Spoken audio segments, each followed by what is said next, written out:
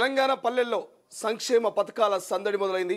ఓవైపు రేషన్ కార్డుల దరఖాస్తు, మరోవైపు రైతు భరోసా, ఇంకోవైపు ఇందిరమ్మ ఆత్మీయ భరోసా, ఇంకోవైపు ఇందిరమ్మ ఇల్లు. సో వరుసగా 4 పథకాలకు సంబంధించి అర్హులందరి దగ్గర నుంచి కొత్త రేషన్ కార్డులకు సంబంధించి కావచ్చు, ఇందిరమ్మ ఆత్మీయ భరోసా కావచ్చు, ఇక రైతు భరోసా కావచ్చు, అదేవిధంగా ఇందిరమ్మ ఇల్లుకు సంబంధించి దరఖాస్తుల స్వీకరణ జరుగుతుంది. కొన్ని చోట్ల ఆందోళన, ఇంకొన్ని చోట్ల ప్రశంసలు. సో ఒక్కసారి ఇదే అంశం గురించి మాట్లాడదాం. ఇప్పటికే ప్రతిపక్ష పార్టీ అయినటువంటి బీఆర్ఎస్ పార్టీ, ప్రధానంగా మాజీ మంత్రులు కేటీఆర్, హరీష్ రావు, ఇక ప్రతిపక్ష నాయకులంతా కూడా విమర్శలు చేస్తున్నారు. కాంగ్రెస్ పార్టీకి సంబంధించినటువంటి కార్యకర్తలకు మాత్రమే ఇందిరమ్మ ఇల్లు కావచ్చు, రేషన్ కార్డుల జారీ జరుగుతూ ఉంది. ఒక రకంగా చెప్పాలంటే ప్రతిపక్షం కార్యకర్తలను పట్టించుకోదు, కేవలం అనర్హులైనటువంటి కాంగ్రెస్ కార్యకర్తలకు మాత్రమే అఫీషియల్గా ఈ రకమైనటువంటి ప్రజా సంక్షేమ పథకాలని కాంగ్రెస్ ప్రభుత్వం ఇస్తున్నట్టు పెద్ద ఎత్తున ఆందోళన చేస్తూ ఉన్నారు. కొన్ని చోట్ల ఆరోపణలు చేస్తూ ఉన్నారు. ఒకసారి ఇదే అంశం మీద మాట్లాడదాం. ప్రస్తుతం మనతో పాటు కాంగ్రెస్ పార్టీ సీనియర్ నాయకులు మానవత్ రాయ్ జాయిన్ కాబోతా ఉన్నారు. సో మానవత్ రాయ్తో మాట్లాడదాం. మానవత్ రాయ్ గారు నమస్తే అండి, వెల్కమ్ టు తొలివెల్. నమస్తే. సో నిజంగా చెప్పాలంటే తెలంగాణ వ్యాప్తంగా కూడా ప్రతి గ్రామాన సంక్షేమ పథకాలకు సంబంధించి కొత్తగా దరఖాస్తులు స్వీకరణ చేస్తూ ఉన్నారు. సో ఇంకొంతమంది ఆందోళన క్రియేట్ చేస్తూ ఉన్నారు. అర్హులైన వారికి ఇవ్వకుండా అనర్హులకు రేషన్ కార్డులు ఇస్తున్నారు, అనర్హులకు ఇందిరమ్మ ఇల్లు ఇస్తున్నారు. కేవలం కాంగ్రెస్ పార్టీకి సంబంధించినటువంటి కార్యకర్తలకు, నాయకులకి ఇళ్ల పంపిణీ జరుగుతుంది అనేది ప్రతిపక్ష నాయకుల ఆరోపణ. సో ఎట్లా చూస్తారు దీన్ని, వాస్తవం అనుకోవచ్చా? ఇది విష ప్రచారం అండి. కాంగ్రెస్ పార్టీ సంక్షేమ పథకాల పండగ చేస్తుంటే, జాతరలా నిర్వహిస్తుంటే చూసి తట్టుకోలేనటువంటి బీఆర్ఎస్ పార్టీ చేస్తున్నటువంటి విష ప్రచారంగా దీన్ని మేము కొట్టిపడేస్తున్నాం. కాంగ్రెస్ పార్టీ నాయకులకు కాదు, గతంలో వారు ఆ విధంగా చేశారు. కాంగ్రెస్ పార్టీ కార్యకర్తలకి వాళ్ళు ఏ సంక్షేమ పథకాలు కూడా అందివ్వలేదు. అదేవిధంగా కాంగ్రెస్ పార్టీ నాయకుల్ని గ్రామాల్లో లేకుండా, అసలు కాంగ్రెస్ పార్టీ లేకుండా కుట్ర బన్నింది వాళ్ళు. ఇవాళ మేము అందరినీ అసలు ఈ పథకాల ఎంపికలో అధికారులే జోక్యం ఉంటుంది తప్ప స్థానిక నాయకత్వం అనేది ఎట్టి పరిస్థితుల్లో జోక్యం లేదు. అర్హులైన ప్రతి ఒక్కళ్ళకి సంక్షేమ పథకాలు అందుతాయి. ఇవాళ మేము ఇచ్చినటువంటి అన్ని హామీలు కూడా నెరవేరుస్తుంటే ఇక రాజకీయంగా పుట్టగతులు ఉండవని చెప్పేసి బీఆర్ఎస్ పార్టీ ప్రశాంతంగా చక్కగా జరుగుతున్నటువంటి గ్రామ సభల్లో విషం జిమ్మే ప్రయత్నం చేస్తుంది. ప్రజలు ఎవరు కూడా నమ్మట్లేదు. నిజంగా దరఖాస్తులు నిజంగా మీ కార్యకర్తలకు, మీ పార్టీకి సంబంధించిన నాయకులకు ఎక్కడ కూడా ఇవ్వట్లేదా? నిజంగానే జెన్యూన్ గా అర్హులైతే కాంగ్రెస్ వాళ్ళకి వస్తాయి, అర్హులైతే బీఆర్ఎస్ వాళ్ళకి వస్తాయి, అర్హులైతే బీజేపీ వాళ్ళకి వస్తాయి, కమ్యూనిస్టులకు వస్తాయి. ఇక్కడ సంక్షేమ పథకాల కొలమానం పార్టీలు కాదు. సంక్షేమ పథకాలు అమలు చేయడానికి కొలమానం పేదరికం, దారిద్ర్య రేఖ దిగువన ఉన్నటువంటి వాళ్ళు ఎవరైతే ఉన్నారో వాళ్ళు ఏ పార్టీ కార్యకర్తలైనా కానీ వాళ్ళకి సంక్షేమ ఫలం అంతే. చూడండి, ఇది అబద్ధం కాదు. కావాలని చెప్పి దీన్ని ఈ యొక్క మంచిగా జరుగుతున్న గ్రామ సభలు చూస్తుంటే కేటీఆర్కి వాళ్ళందరి కళ్ళు కూడా ఎర్రబడుతున్నాయి. ఈ జీర్ణించుకోలేకపోతున్నారు. కాబట్టి ఈ విధంగా ప్రచారం చేస్తారు. మేమేమంటున్నాం, అసలు వాళ్ళు 10 ఏళ్ళు రేషన్ కార్డులు ఇచ్చిండ్రా? 10 ఏళ్ళు రేషన్ కార్డు ఇవ్వలేదు. 90 లక్షల రేషన్ కార్డులు ఉంటే మేము అదనంగా 40 లక్షల పైన అవసరమైతే ఎంతమంది ఉంటే అంత 40 లక్షల రేషన్ కార్డులు ఇవ్వటానికి సిద్ధంగా ఉన్నాం. ఇక తప్పకుండా ఇస్తామని చెప్పి మేము మాట్లాడుతుంటే దీన్ని తట్టుకోలేక వాళ్ళు ఇవ్వలేదు కాబట్టి వాళ్ళు చెయ్యింది మేము చేసినాం కాబట్టి ఈ విధంగా జీర్ణించుకోకుండా కాంగ్రెస్ సంక్షేమ పథకాల అమలు కార్యక్రమం పైన కుట్రలు చేస్తున్నారు. అదేవిధంగా రైతు భరోసా కూడా మేము నిజంగా వ్యవసాయం ఎవరు చేస్తున్నారో వ్యవసాయదారులందరికీ కూడా రైతు భరోసా ఇస్తున్నాం. రాళ్లకి, రప్పలకి, రియల్ ఎస్టేట్ భూములకి, అదేవిధంగా పెట్రోల్ బంకులకి, మల్లారెడ్డి లాంటి ఎవరున్నారో భూస్వాములు, పెద్ద పెద్ద వ్యవసాయం చేయనటువంటి భూస్వాములకు, బడాబాబులకి ఇచ్చారు వాళ్ళు, మాజీ మంత్రి మల్లారెడ్డి లాంటి వాళ్ళకి. అట్లా కాదు, మేము నిజంగా వ్యవసాయం ఎవరు చేస్తున్నారు, పంట పెట్టుబడి సాయం అంటే పంట పండించే వానికే సాయం చేయాలి అని చెప్పి కాంగ్రెస్ పార్టీ నిజంగా అన్నదాతలకు అన్నం పెట్టేందుకే ఈ యొక్క రైతు భరోసా కార్యక్రమాన్ని ఎంపిక చేస్తున్నాం. కాబట్టి రైతుల నుంచి మాకు సంపూర్ణమైనటువంటి ఆమోదం లభించింది. మేము 15,000 ఇస్తానని చెప్పి 12,000 ఇస్తానన్నా సరే రైతులు ఏం ఆలోచించారంటే, అరే కాంగ్రెస్ వాళ్ళు నిజమైన రైతులకు, నికార్సైనటువంటి రైతులకు రైతు భరోసా ఇస్తున్నారు. బీఆర్ఎస్ వాళ్ళకు ప్రధానంగా మాజీ మంత్రి కేటీఆర్ అంటున్నాడు, కాంగ్రెస్ అధికారంలోకి వచ్చి ఏడాదిలో కరెంటు కట్టు, రుణమాఫీ కట్టింగు, రైతు భరోసా కట్టింగు, ఇట్లా చెప్పుకుంటూ పోతే కోతల ప్రభుత్వము, కటింగ్ల ప్రభుత్వం కాంగ్రెస్ అని కేటీఆర్ అఫీషియల్ గా ట్వీట్ చేశారు. సో నిజంగా కటింగ్ల ప్రభుత్వం కాంగ్రెస్ అంటే ఇప్పుడు వాళ్ళు ప్రజల నుంచి కట్ అయిపోయారు. వాళ్ళు ప్రజలు పరిపాలించమని అవకాశం ఇస్తే అవినీతిమయం చేసి దోచుకున్నారు వాళ్ళు. కాళేశ్వరంలో అవినీతి, ఆ విచారణ జరుగుతుంది. ఫోన్ ట్యాపింగ్లో అవినీతి, ఫార్ములా 1 రేసులో అవినీతి, అదేవిధంగా విద్యుత్ కొనుగోళ్లలో అక్రమాలు, ఇవన్నీ అవినీతితో ప్రజలకి వాళ్ళకి సంబంధాలన్నీ కట్ అయిపోయేసరికి వాళ్ళకు పిచ్చి బట్టి ఇష్టం వచ్చినట్టు మాట్లాడుతున్నారు. వాస్తవంగా ఇలా కాంగ్రెస్ పార్టీ ఈ ఏడాది పరిపాలనలో ఎక్కడా కూడా అవినీతి లేకుండా పారదర్శకంగా మేము పరిపాలిస్తున్నాం. నిరుద్యోగ యువతకు 55,143 ఉద్యోగాలని ఏని అవినీతి లేకుండా, లీకులు లేకుండా భర్తీ చేసినాం. జాబ్ క్యాలెండర్ ప్రకటించడం, ఆ ప్రక్రియ మే నుంచి ప్రారంభం కాబోతుంది. రుణమాఫీ, వాళ్ళ రుణమాఫీ కాదు, వాళ్ళ ₹1,00,000 రుణమాఫీ ఏకకాలంలో చేస్తానని చెప్పి చేయలేనటువంటి దుస్థితి వాళ్ళది. కానీ ₹1,00,000 కాదు, 2 లక్షల రుణమాఫీని దాదాపు ఇచ్చిన మాట ప్రకారం 25 లక్షల మంది రైతుల ఖాతాల్లో 21,000 కోట్లు వేసినటువంటి చరిత్ర మాది, పరిస్థితి మాది. కాబట్టి వాళ్ళు తట్టుకోలేక ఇవన్నీ చూసి ఇష్టం వచ్చినట్టు మాట్లాడుతాను. ఏ సంక్షేమ పథకం కూడా ఆగట్లేదు. ఇలా 40 లక్షల ఎకరాల్లో సన్నాలు బండి రైతన్నల ఎకరెండు వేల చొప్పున 40 లక్షల మంది రైతులు లాభపడ్డారు. ఈ యొక్క రైతు భరోసా ద్వారా కూడా లాభపడబోతున్నారు రైతులు, అన్నదాతలు. అదేవిధంగా కౌలు రైతుల గురించి, అసలు రైతుల గురించి మాట్లాడే నైతిక హక్కు బీఆర్ఎస్ పార్టీకి లేదు. వేసంగిలో వరి వేస్తే ఉరి వేసినట్టే అని చెప్పి, నిజంగా రైతుల మీద ప్రేమ ఉంటే, రైతుల గురించి మీరు మాట్లాడాలనుకుంటే ఎందుకు మీరు అధికారంలోకి వచ్చి ఏడాది అయింది, ఏడాదిలో 2 విడతలు ఇప్పటికి కూడా రైతు బంధు, గత ప్రభుత్వం ఇచ్చిన రైతు బంధు, మీ రైతు భరోసా 2 విడతలు ఎందుకు వేయలేకపోయింది? మొన్నటి వానాకాలం కావచ్చు, ఇప్పుడు ఎండాకాలం ఎందుకు సకాలంలో రైతులకు వేయలేకపోయారు? మరి మీకు రైతుల మీద చిత్తశుద్ధి ప్రేమ ఉంటుంది. రైతు వానాకాలంలో వచ్చింది, గత ఎన్నికల సమయంలో ఆగిపోయినటువంటి రైతు బంధుని మేము విడుదల చేసినాం. అది వాళ్ళ తప్పు వల్ల, హరీష్ రావు వీళ్ళు చేసిన తప్పు వల్ల ఎన్నికల సమయంలో ఆగిపోయింది. ఆ తర్వాత మేము విడుదల చేసినాం. అప్పుడు ఆ డబ్బులు విడుదల చేసినాం.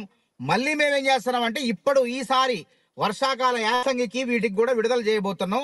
ప్రజలు మా నికార్సైన ఒకటి గుర్తుపెట్టుకోండి, అది అవినీతి పరిపాలన, ఇది నికార్సైనటువంటి నిజాయితీ పరిపాలన. నిజాయితీ పరిపాలనకు ప్రజల యొక్క ఆమోదం ఉన్నది.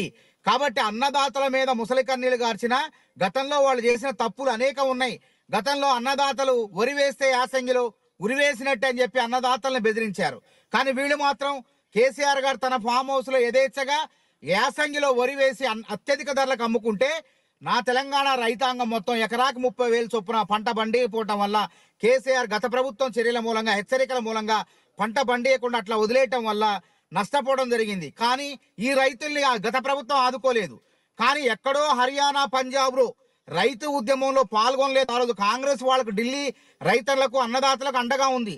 ఆ రైతు ఉద్యమంలో పాల్గొనని కేసీఆర్ రైతు ఉద్యమం విజయవంతమైన తర్వాత, నల్ల చట్టాలను కేంద్ర ప్రభుత్వం ఉపసంహరించుకున్న తర్వాత ఇదేదో నాగనత అని చెప్పేసి వాళ్ళ మెప్పు కోసం మరి రైతులకు, చనిపోయినటువంటి 600 రైతుల కుటుంబాల్లో, ఆ రైతుల కుటుంబాలకు, హర్యానా, పంజాబ్ రైతుల కుటుంబాలకు ఎంత లక్షల చొప్పున ఇచ్చేయటం జరిగింది. కానీ నా తెలంగాణ అన్నదాతలకు, ఆ రైతులకు, అన్నదాతలకు మాత్రం మొండి చేయి చూపడం జరిగింది. ఇది ఎక్కడ న్యాయం? అందుకే ప్రజలు ఓడించారు. కాబట్టి మేము ప్రతి సంక్షేమ పథకంలో ఎటువంటి అవినీతి లేకుండా నిజమైనటువంటి లబ్ధిదారులకు ఇవ్వాలనే ఉద్దేశంతో రైతు భరోసా కార్యక్రమాన్ని ఏరివేస్తాం. రైతు భరోసా కార్యక్రమాన్ని అమలు చేయబోతున్నాం. ఎవరైతే రైతు భరోసాలో దుబారా ఉన్నారో, ఎవరైతే రియల్ ఎస్టేట్ మాఫియా ఉన్నదో, రియల్ ఎస్టేట్ భూములు ఉన్నాయో, రాళ్ళు రప్పలు ఉన్నాయో, పెట్రోల్ బంకులు ఉన్నాయో, అట్లాంటి వాటిని ఏరివేస్తాం. అంటే నిజంగానే కాంగ్రెస్కి తెలంగాణ ప్రజల మీద ప్రేమతోటి ఈ రకమైనటువంటి 4 సంక్షేమ పథకాలని అమలు చేస్తున్నా, లేకపోతే లోకల్ బాడీ ఎన్నికలు వస్తూ ఉన్నాయి కాబట్టి ఓట్ల కోసం ఈ రకమైనటువంటి పథకాలను అమలు చేస్తా ఉంది? ఎన్నికల కోసం కాంగ్రెస్ పార్టీ అవసరం లేదండి. ప్రజలకు కాంగ్రెస్ పార్టీ పట్ల ఇంకా విశ్వాసం ఉన్నది. కాంగ్రెస్ పార్టీ అమలు చేసేటువంటి పథకాల పట్ల విశ్వాసం ఉన్నది కాబట్టి వాళ్ళకు అవసరం ఆ రాజకీయాలు చేయటం. గతంలో అట్నే హుజూరాబాద్ ఎన్నికల్లో హుజూరాబాద్ ఉప ఎన్నికల్లో ఓటర్లకు మందేయటం కోసం దళిత బంధు అన్నారు. కానీ మేము అట్లనం. ఎన్నికల కోసం పథకాలు కాదు, ఇచ్చిన వాగ్దానాలు ఒక్కొక్కటి కూడా అమలు చేసుకుంటా, పార్లమెంట్ ఎన్నికలు నియమావళిని దాటుకొని అమలు చేసుకుంటా ముందుకు పోతున్నాం. ఎందుకు ఎన్నికల ముందే అమలు అవుతా ఉన్నాయి? లోకల్ బాడీ ఎన్నికల ముందు, స్థానిక సంస్థల ఎన్నికలకి దానికి దీనికి చూడాల్సిన అవసరం లేదు. పార్లమెంట్ ఎన్నికల సమయం 3 నెలలు పోయింది. 3 నెలలు పోయిన తర్వాత ధనిక రాష్ట్రాన్ని కేసీఆర్ చేతిలో పెడితే అప్పుల కుప్పగా మార్చిండు.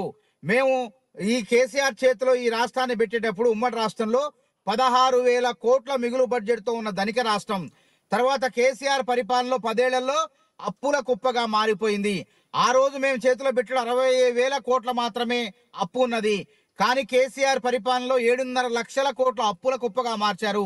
కాబట్టి అప్పుల ఊపిలో కూరుకుపోయిన రాష్ట్రాన్ని అమాంతం అభివృద్ధి చేసే పదంలో కొద్దిగా జాప్యం జరిగింది తప్ప ఇది శాశ్వతమైన జాప్యం కాదు. అందుకే ఈ సంక్షేమ పథకాలని ఒకటెమ్మటి ఒకదాని తర్వాత వరుస క్రమంలో అమలు చేసుకుంటూ ప్రజల యొక్క మన్నలను చూరగొంటున్నాం. ప్రజల్లో ఎక్కడ కూడా వ్యతిరేకత రాలేదు. గతంలో వాళ్ళు డబుల్ బెడ్రూమ్ ఇల్లు కడతా అన్నారు. 2,30,000 ఇల్లు రాష్ట్ర వ్యాప్తంగా కట్టలేకపోయారు. కట్టినవి ఎన్నాయంటే 60,000. వాటికి కూడా సగం సగం పనులే ఉన్నాయి.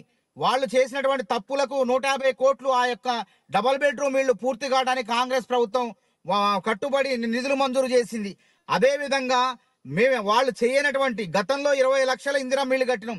ఇప్పుడు కూడా 5 ఏళ్లలో 20 లక్షల ఇందిరమ్మ ఇల్లు కట్టడానికి నియోజకవర్గానికి 3,500 చొప్పున, సంవత్సరానికి 4,50,000 చొప్పున మరి 5 లక్షల రూపాయలు ఇల్లు కట్టుకోవడానికి ఆర్థిక సాయం చేయబోతున్న ఆ పథకం కూడా త్వరలో ప్రారంభమవుతుంది.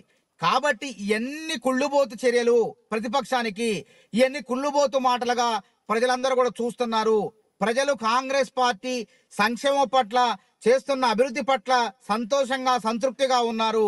వాళ్ళకి రాజకీయంగా పబ్బం గడవదు, రాజకీయంగా పుట్టగతులు ఉండవని చెప్పి వాళ్ళు దుఃఖంతో ఉన్నారు. ఇది గమనిస్తున్నారు ప్రజలందరూ కూడా. ఇంత ఇంత జెన్యున్గా ఉంటే కాంగ్రెస్, ఇంత ప్రజాపాలన ఉన్నటువంటి కాంగ్రెస్ గ్రామాల్లో ఇవాళ 21 నుంచి 24వ తారీఖు నిర్వహించేటువంటి గ్రామ సభలో అక్కడక్కడ ఎందుకు వ్యతిరేకత వస్తున్నది? ఎందుకు ఆందోళన క్రియేట్ అవుతుంది? అంటే వ్యతిరేకత కాదు ఎవరైనా. అందుకే మేమేం చేసినాం, వీళ్ళు రెచ్చగొడుతున్నారు కావాలని. ఏమని?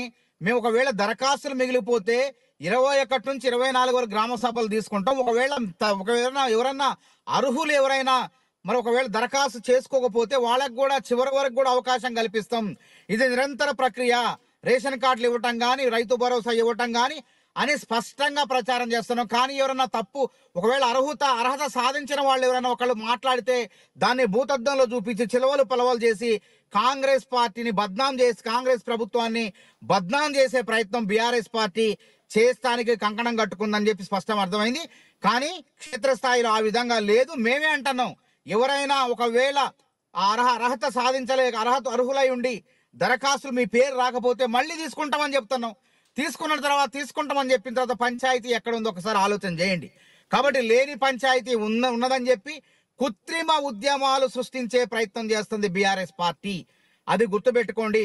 ఈ విధంగా గ్రామ సభల్ని ఇబ్బంది పెట్టడం, గ్రామ సభల్ని సక్రమంగా జరగకుండా చేయటం, అదే విధంగా ఆర్టీసీ అంశాన్ని కూడా తెర మీద తీసుకొచ్చింది. నిన్న పువ్వాడ అజయ్ కుమార్ ప్రెస్ మీట్ పెట్టిండు బీఆర్ఎస్ ఆఫీసులో. అసలు సిగ్గుండాలా వాళ్ళు ఆర్టీసీ గురించి మాట్లాడటానికి? ఆర్టీసీ కార్మికులు 2019లో అక్టోబర్ 5న 52 రోజుల పాటు సమ్మె చేశారు. 32 మంది కార్మికులు వీళ్ళ చర్యల మూలంగా 11 డిమాండ్తో వాళ్ళు ధర్నాలు పెడితే వాళ్ళని పెడచెవిన పెట్టి 48,000 మంది ఆర్టీసీ కార్మికుల్ని మరి మేము సస్పెండ్ చేస్తున్నాం, ఉద్యోగాల నుంచి తీసివేస్తానంటే అక్టోబర్ 12న మా ఖమ్మంలో శ్రీనివాసరెడ్డి అనేటువంటి డ్రైవరు ఆయన నిప్పంటించుకొని చనిపోయిండు. మేము మిదానిలో ఉన్నటువంటి దానికి పోయి నేను రేవంత్ రెడ్డి గారు, మా పార్టీ అధ్యక్షుడు ఆ రోజు నేను రేవంత్ రెడ్డి గారు పోలీసు బలగాలను దాటుకొని వెళ్ళి హాస్పిటల్లో చనిపోయినటువంటి భౌతిక గాయాన్ని చూసి రావడం జరిగింది. అశ్వత్థామరెడ్డి గారు వాళ్ళందరినీ కూడా మాట్లాడటం జరిగింది. ఒక భరోసా కల్పించిన ప్రతిపక్ష పార్టీగా మేము ఉన్నామని చెప్పేసి. ఇవాళ అసలు ఎలక్ట్రికల్ బస్సులని ప్రవేశపెట్టిందే వాళ్ళు, ఒప్పందాలు చేసుకుందే వాళ్ళు. కాబట్టి కాంగ్రెస్ పార్టీ మంచి పరిపాలన చూసి తట్టుకోలేక కృత్రిమ ఉద్యమాలు లేవనెత్తే ప్రయత్నం చేస్తుంది బీఆర్ఎస్ పార్టీ. దయచేసి తెలంగాణ ప్రజలారా నమ్మకండి, బీఆర్ఎస్ పార్టీ దొంగ మాటలు నమ్మకండి. ఈ దిక్కుమాలిన రాజకీయాలకి మీరు భూస్థాపితం చేశారు గతంలో. అయినా కానీ ఆ దిక్కుమాలిన రాజకీయాలు మళ్ళీ చేయాలని చెప్పేసి వీళ్ళు ఆ విధంగా ఆటలు ఆడుతున్నారు.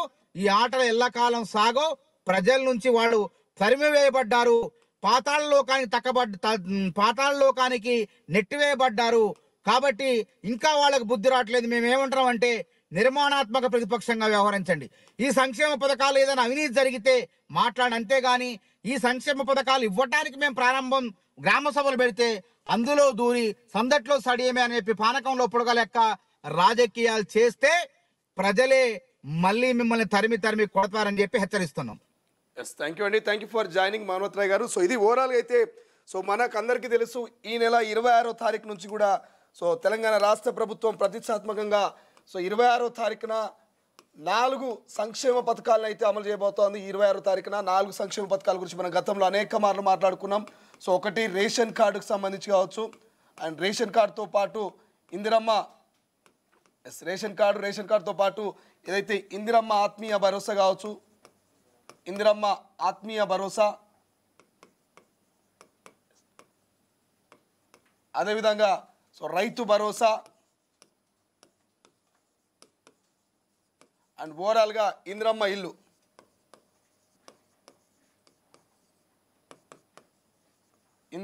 ఇల్లు. సో ఇళ్ళకి సంబంధించి సో ఓవరాల్గా ఈ 4 సంక్షేమ పథకాలకు సంబంధించి గ్రామాల్లో గత 3 రోజుల నుంచి కూడా గ్రామాల్లో గ్రామ సభలు పెట్టారు. గ్రామ సభల్లో ఎవరైతే గ్రామ సభలో ఉన్నటువంటి మహిళలు ఎవరైతే ఉంటారో ఆ గ్రామానికి సంబంధించి ఎవరైతే కొంత మహిళా సంఘాల్లో ఉన్నటువంటి మహిళలు, Congress party, BRS party, BJP party, so ఇక్కడ పార్టీలకు సంబంధం లేకుండా గ్రామ సభల్లో మహిళల్ని ఎంచుకొని ఒక 6 మంది మహిళలు కావచ్చు, పురుషులు కావచ్చు, ఈ గ్రామ సభలో ఆ గ్రామ సభకు సంబంధించి ఇందిరమ్మ కమిటీని ఏర్పాటు చేసి ఆ కమిటీలో ఉన్నటువంటి సభ్యులు ఫైనల్ ఎవరైతే ఆ ఇందిరమ్మ కమిటీకి సంబంధించినటువంటి ఎవరైతే సభ్యులు ఉన్నారో వాళ్ళు ఫైనల్ చేస్తారు. అంటే గ్రామంలో ఉన్నటువంటి ఎవరు అనర్హులు, ఎవరు అర్హులు, ఎవరికి ఇందిరమ్మ ఇల్లు ఇవ్వాలి, ఎవరికి రేషన్ కార్డులు జారీ చేయాలి, ఎవరికి ఇందిరమ్మ ఆత్మీయ భరోసాకు సంబంధించి కావచ్చు, రైతు భరోసా కావచ్చు, ఇందిరమ్మ ఇండ్లు కావచ్చు. ప్రధానంగా ఇందిరమ్మ ఇండ్లకు సంబంధించి అయితే ఈ ఇందిరమ్మ కమిటీలో ఉన్నటువంటి వాళ్ళు ఫైనల్ చేస్తారు. సో ఇందిరమ్మ ఇళ్ళ విషయంలో ఇందిరమ్మ కమిటీలో ఉన్నటువంటి మెంబర్లు ఎవరికి నిల్వ నీడలేదు, ఎవరు చాలా ఆర్థికంగా ఇబ్బందులు ఉన్నారు, వాళ్ళకి ఇందిరమ్మ ఇల్లు ఓకే శాంక్షన్ చేయొచ్చు అనేది ఇందిరమ్మ కమిటీలో ఉన్నటువంటి వాళ్ళు డిసైడ్ చేయాల్సిన అవసరం ఉంటుంది. సో రైతు భరోసా అనేది ఆటోమేటిక్గా ఖాతాలో పడుతూ ఉంటుంది. ఇందిరమ్మ ఆత్మీయ భరోసా అనేది అందరికీ తెలిసిందే. 12,000 రూపాయలు సంవత్సరానికి ఇందిరమ్మ ఆత్మీయ భరోసా. ఒక కుంట జాగ లేకున్న వాళ్ళు ఎవరైతే జాగ లేనటువంటి అంటే పొలం లేనటువంటి వాళ్ళకి ఇక ఈ యొక్క 12,000 రూపాయలు ఇందిరమ్మ ఆత్మీయ భరోసా ఇస్తుంది. సో 100 రోజులు అంటే ఏడాదికి, ఒక సంవత్సరానికి 20 రోజుల పాటు ఎవరైతే గ్రామీణ ఉపాధి హామీ పథకం కింద పనిచేస్తారో ఏడాదికి 20 రోజులు పనిచేసిన వాళ్ళకి ఈ 12,000 రూపాయలు రావడం జరుగుతుంది. రేషన్ కార్డుల విషయం అయితే అప్పుడెప్పుడో 2006లో అనుకుంటా రేషన్ కార్డుల జారీ జరిగింది. ఆ తర్వాత గత 10 ఏళ్ల పాటు బీఆర్ఎస్ ప్రభుత్వం ఒక 40,000 45,000 రేషన్ కార్డులు జారీ చేసింది అనేది ఇప్పుడున్న ప్రభుత్వం చెప్తున్నటువంటి లెక్క. కానీ కాంగ్రెస్ ప్రభుత్వం ఇప్పుడు ఏర్పాటైన తర్వాత ఈ ఏడాదిన్నరల రేషన్ కార్డుకు సంబంధించినటువంటి అర్హులు ఎంతమందిని ఒక లెక్క తీస్తూ ఉంటే దాదాపుగా కొత్త పాత కలిపితే 1 కోటి రేషన్ కార్డుల చేరువలో ఉన్నట్టు తెలుస్తుంది. 1 కోటి మందికి కొత్త పాత కలిపి 1 కోటి రేషన్ కార్డులు అయ్యే అవకాశం ఉంది. ఎందుకంటే గత 10 ఏళ్ల నుంచి చాలామంది పెళ్ళిళ్ళు చేసుకున్నారు, కొంతమంది ఫ్యామిలీ డివైడ్ అయినాయి, పెళ్ళిళ్ళు అయిన వాళ్ళకి పిల్లలు అయ్యారు కాబట్టి వాళ్ళు సపరేట్ ఫ్యామిలీగా ఏర్పడ్డారు. సో వాళ్ళందరూ కూడా గతంలో 10 మంది ఒకే ఇంట్లో ఉంటే ఇప్పుడు 10 మంది కాస్త 3 ఫ్యామిలీలుగా డివైడ్ అయినాయి. సో 3 ఫ్యామిలీలకు కొత్త రేషన్ కార్డులు అవసరం ఉంటుంది కాబట్టి ప్రతి ఒక్కరూ దరఖాస్తు చేసుకుంటున్నారు. సో గతంలో దరఖాస్తు చేసుకుని వాళ్ళు, గతంలో లీస్ట్లో పేరు రాని వాళ్ళు కూడా ఎక్కడ ఆందోళన చెందొద్దు. ఖచ్చితంగా ఇది నిరంతర ప్రక్రియ, ఎప్పటికీ కొనసాగే ప్రక్రియ కాబట్టి మీరు ఎక్కడ ఆందోళన చెందొద్దు. రేషన్ కార్డుకి ఎప్పుడైనా దరఖాస్తు చేసుకోవచ్చు, ఇందిరమ్మ ఆత్మీయ భరోసా ఎప్పుడైనా చేసుకోవచ్చు, రైతు భరోసా చేసుకోవచ్చు, ఇందిరమ్మ ఇండ్లు, ఈ 4 పథకాలు అనేటివి నిరంతర ప్రక్రియ అనేది రాష్ట్ర ప్రభుత్వము మంత్రులు క్లియర్గా చెప్తా ఉన్నారు.